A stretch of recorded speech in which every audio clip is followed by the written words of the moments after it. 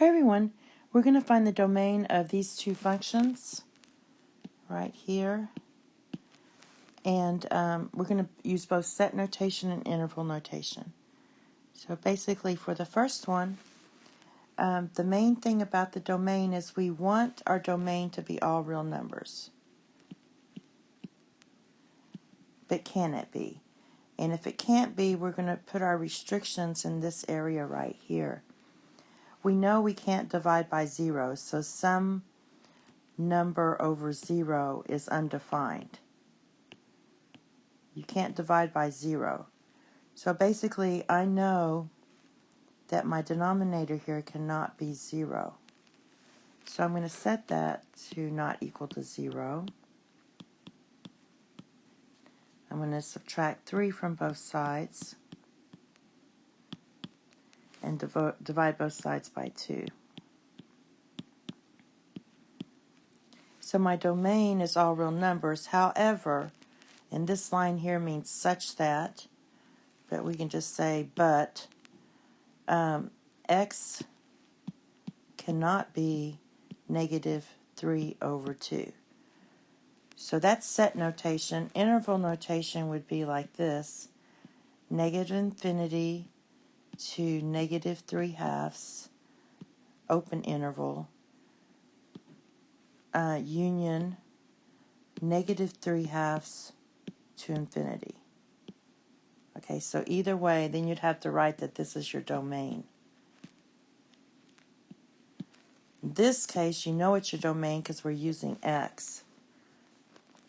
Also on a note, we know that if x can't be negative 3/2, that means we have a vertical asymptote at x equals negative 3/2.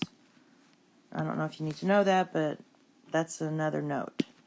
All right, for this one, we're just looking for the domain, so we know our denominator cannot be equal to 0. So you set each of these pieces not equal to 0. So x plus 8 cannot equal to 0, and x plus 2 cannot equal to 0. So if you solve for x, you get x cannot equal negative 8, and this one is x cannot equal negative 2. And let's just see what's going on with that. So let's just plug in negative 8 and see what we get. So we plug in negative 8, we'll get some number at the top. Who cares about that? But in the denominator, you're going to get negative 8 plus 8 times negative 8 plus 2. Well, that gives you 0 times negative 6.